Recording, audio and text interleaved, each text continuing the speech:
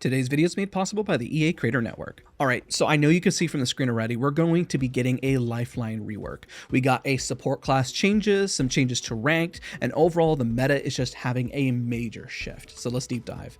Lifeline rework. Let's just get into our passive ability. Now with Lifeline, imagine we're getting all this, but just more. Nothing is being taken away. Lifeline's new passive ability is the ability to grab D.O.C and glide for approximately 4 seconds according to the footage when we see the long glide. Looks like you can cancel this a little early as well. This glide has the ability to go swiftly from one building to another or just cover more ground after a slide jump. Up next is Lifeline's improved tactical. Now with our tactical, we're seeing a rework bringing the word combat medic to the forefront, meaning actual healing while on the move, literally in the air. You can see right here in this footage that Lifeline is flying in the air. And again, you can assign it to yourself or your teammates. So on the bottom half of the UI, you can see like who is assigned to. This includes also your own movement tech as well, even if you're slide jumping, wall bouncing. It also has a nifty timer on the bottom left, which is also very helpful. But don't worry, you won't be losing that ability to heal multiple people at once. That tactical really is just a more modern pacing change of just what Apex Legends is today. Because I feel like Lifeline, in my own opinion, if I were to just insert it here, is that Lifeline, the movement and everything in the game has changed, and now Lifeline is just caught up. So I know we said that Lifeline wasn't losing anything. We are losing the care package, but what we're getting in return is just truly better in every which way imaginable, in my opinion, that it doesn't feel like a loss. The new ultimate D.O.C has a 360-degree halo shield system. This blocks all bullets and explosions while players are inside of it. I mean, how many times have we, I see it start it's like I'm overwhelmed because like how many times have we asked for Lifeline, just please get the shield back, but now we're getting it on a larger scale. Now, yes, the overhead is open to ultimate abilities and grenades, but in return, you get faster healing while in the ultimate. So a Phoenix kit literally can only take 5 seconds now. It is absolutely insane. Now, this stands pretty tall. I want to say it's about 10 meters, but further testing needs to occur because you do see that it's quite tall. This does not deploy lower than that amount, so it is kind of limited based on the terrain, so be sure you understand where you're throwing it because there's going to be some exposed areas. Also positive, you can bubble dance with it, meaning you can peek in and out and shoot back. I don't unfortunately know the cooldown timer on it, but overall bringing back that offensive and defensive pressure we love of Lifeline is just truly amazing. All right, so there's more changes, but here's just a quick reminder. Please leave a like, comment, and trust me, don't be shy. There's a lot of changes and things that people are very hyped about Apex, but also very frustrated. This is your moment. Just comment down below. Maybe a dev may see this. Maybe they won't. I don't really know. Let me know your thoughts, but also subscribe because we're still always trying to grow here on YouTube. So more changes. This is where I'm like, okay, I'm going to need to hear your feedback. Now, technically, these are not just buffs to Lifelines, but I mean, as the support class as a whole. I'm sure from the footage that you saw, the support class now has a heal expert, allowing them to move faster while healing. In my opinion, I hear this and I think bunny hopping is back. Bunny hopping is back. Oh my god, movement tech, bunny hopping is back for technically just the support class. Also, when healing, they get double the heals. This is like OG Lifeline for all the support legends. You, instead of just healing one shield cell, you get to heal for 2. It makes all small meds heal for double. So that applies again to the syringe. It's like having gold armor. I mean, wow. Also, when you get banners as a support legend, you'll get a mobile respawn in their death box and also in the crafting stations. But another change, this is one where we're giving a lot to support, but they're taking one away, is that all legends can craft banners. Yes, you heard that right. All legends can craft. But this is just one take, considering all they're giving. I mean, wow, this is all pretty non-stop. I mean, it's not over yet, and we still have so much more of the video to go. Okay, so let's keep going. Respawn beacons start the revive when it doesn't have to be on the ground. This helps speed things up and help clutch reses occur. You no longer need to wait for it to physically be on the ground. Now, not only that, but the support class also revives 25% faster across all support legends. And yes, every support legend provides healing back when revived. Wow, yeah. This means some perks will be changed based on that knowledge as well. Check out the patch notes. We're going to be looking at them because certain legends do provide healing back. We're going to cover some of them that I know of here that they mentioned. And again, anything we do miss will be covered in the patch notes. So, all right, what does this all mean? It means that support classes are the definition of resets on Apex Legends. They provide you the ability to get back to the fight as much as possible. If you like fighting, that's great. If you get, want that fighting chance back, well, great. You're going to have it from healing, protection, and reviving teammates more efficiently. I feel like the meta is going to shift based on this knowledge, and a support role is going to be a lot more defined. I mean, it is scary. If I saw any of these legends on a squad, I just know it's going to be very difficult to finish that squad. But also how important it is to push without hesitation. Because, I mean, listen, it doesn't end here. Let's talk about some of the legends that are getting some love this season. Gibraltar. His bubble will now go from 30-second cooldown to 17. Yes, 30-second cooldown to 17. Yeah, it's wild. His bubble cannot be bursted by Maggie Ball or Crypto Ultimate. And it doesn't stop there. Also, his ultimate has a wider range called Big Brother. And we're not done yet.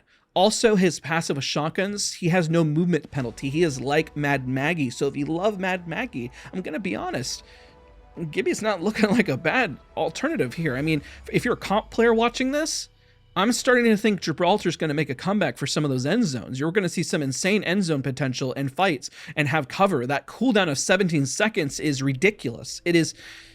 wow, I don't even know what to... All right, Newcastle's up next.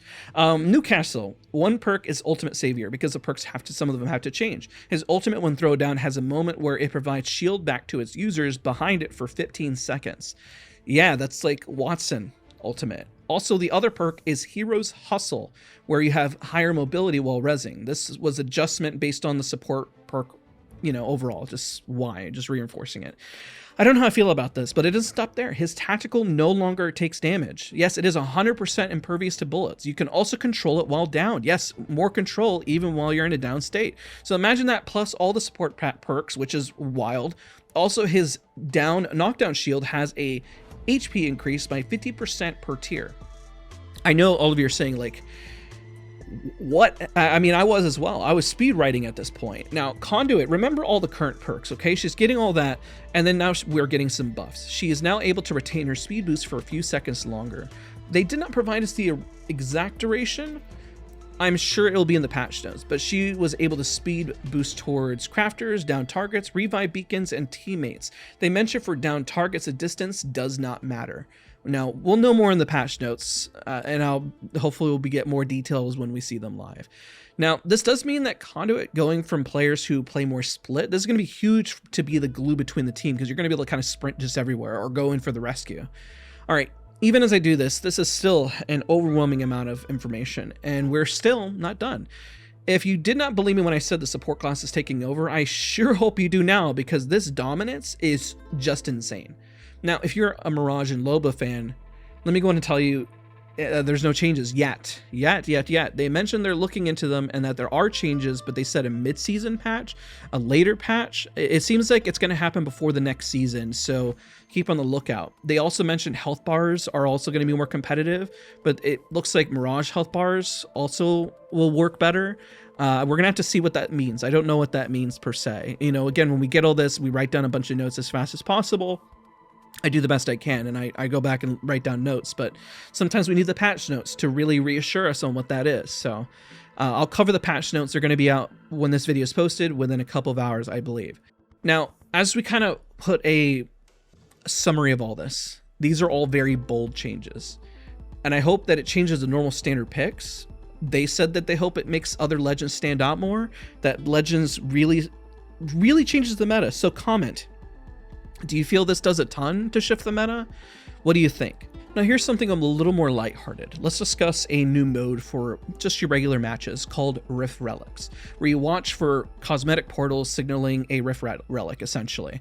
It's packed with weapons, boost kits, which we're going to talk a little bit more in a second, that change the course of the game. One of the big ones is the EPG-1 launcher with... It says infinite ammo and splash damage and rocket jumping capabilities. I don't know what they mean by infinite ammo. Like, I just feel like that's a little busted. They mentioned that the bow check is going to be more on the ground, but more devastating. They also have hop-ups like lifesteal, instantly refilling HP, armor based on headshots. You'll discover, like we have mentioned, the boost kits, which are, more or less your if you were a fan of Titanfall, the best way I can describe it from what they showed is you have that boost afterwards. I play Titanfall too, so you know, just boosting in the air, hover time when you ADS, or you know, just something to dodge, more mobility. So lots of mobility stuff for pubs and things to change up the meta. Again, this is strictly pubs, but remember these loot ticks are really designed to hone in on the Titanfall history and lore and disrupt the meta in terms of regular matches. Now, speaking of disrupting metas and matches, let's talk about the gun meta changes. Buffing the hop-ups and love to underuse loadouts as was their goal here from what I wrote in my notes. First, the Havoc is going into the care package. Also, long-time player, you'll notice that the select fire beam shot will now be on the Havoc. Let me be honest, I don't really think the Havoc with the select fire is all that crazy. I really think just baseline Havoc is crazy on its own. Now, the Longbow is buffed, but they mentioned a pretty sizable damage increase. I don't know how much. I'm going to go double check the patch notes when those are officially announced. They mentioned the L-Star also is going to be doing extra damage, and they refined some of those firing animations so it feels a lot smoother. So we'll have to see what that means. Now, this one is a little more specific, but also I want to know how much more of a capacity is that the Sentinel and Rampage will have larger capacity whenever charged. I think the Sentinel's already pretty insane, so having a larger capacity is like, wow, does that mean much longer? I mean, they do want it to really like burst through the meta. So as well, the Spitfire damage also has been buffed.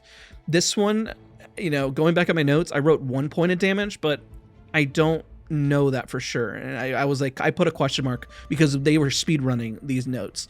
Next up is a P2020 Kembo has buffed accuracy. And of course, the Devotion is going back on the floor with no turbo, but an adjusted wind-up time. It's tweaked, so it will be strong, but hopefully not too oppressive. Now, this one is for the Heirloom. We're going to cover this probably within a couple of hours of launch. I had a lucky viewer who donated to support the channel, so it means the absolute world. They wanted to remain anonymous, but I'm going to be showing off the Heirloom because they wanted me to cover a future Heirloom. So this Heirloom, I think, was probably the best one to select, which is the Karambit. If I mispronounced it, I apologize. I'm pretty sure I got that right, but this is one of the best animations to date, so if you're a big fan of the Wraith Heirloom, I'm told you're going to absolutely love this one. Now, as you wrap up, there are some pretty big rank changes as well. Rank change number 1, on reset day, matches are going to implement more of a skill-based matchmaking to avoid the rough start players have at the beginning of splits. Rank change number 2, entry costs for Platinum, Diamond, and Master are all reduced by 10. So Platinum will be reduced to 45, Diamond reduced to 65, and Masters reduced to 90 RP. So this is an interesting change because if you were on the verge of getting, you know, Masters or trying to get into Diamond and you kind of felt that pinch, this should alleviate some of that and make it not necessarily too easy, but enough to where it's a little lighter overall. And then this is probably the biggest one. This is the one I say for last, rank change number 3. Before each match, at the bottom of the screen, a distribution of players will be shown at the bottom of the screen of what ranks are truly in your lobby. You're going to see silver, gold, and hopefully it just populates that way so it's within a 1-tier difference. And hopefully you don't see like just masters and preds just in the lobby where it's supposed to be a lower skilled lobby. This is supposed to be both to help the devs and the players. So if a player just comment, like if you get upset, you'll have a screenshot to show like what the heck was this lobby? Why am I in this lobby? The idea is that you're never supposed to have a pred and a gold lobby and a gold and a pred lobby, right? But I'm sure there are reasons for it, and the algorithm is doing specific things based on skill-based matchmaking or how it's matchmaking. I don't really know. I don't know how this stuff works. I'm just guessing. But having that, at least even me, I'm going to be able to tell what lobbies I'm in. They also mentioned that this is coming for pub matches in the near future seasons, so I know the type of lobby you're in is fair and balanced. I'm really excited for that. I really can't wait to see it in just regular matches as well. Now, matchmaking is being adjusted in coming seasons from what they said, that they're going to review queue times, and there may be high skill players that are going to have longer waits. I don't know what that means, so we're going to have to just wait. I'm going to look at the patch notes and see what is further mentioned in it. If it's not, well, I mean, they're working on it from what they said. That's good. They're looking into skill-based matchmaking every season and almost every split. So this is truly a ton of changes. Some that are probably going to make a lot of you upset. Some that are going to make you guys really excited. I'm really excited. I want you guys to comment. Let me know. Don't forget to subscribe because I'm going to be here. I love Apex Legends. You know, I'm not going anywhere. I love the game. People ask me if I'm insane. Yeah, I'm probably crazy. I just enjoy playing the game and have a good time. Hopefully you're going to have a good time at launch. I want you to. So check out more of the content. We got more coming within the couple of hours. We're going to also live stream here on the YouTube channel. I appreciate all of you guys for hanging out. Don't forget to, again, show your support. See you guys all in the next one.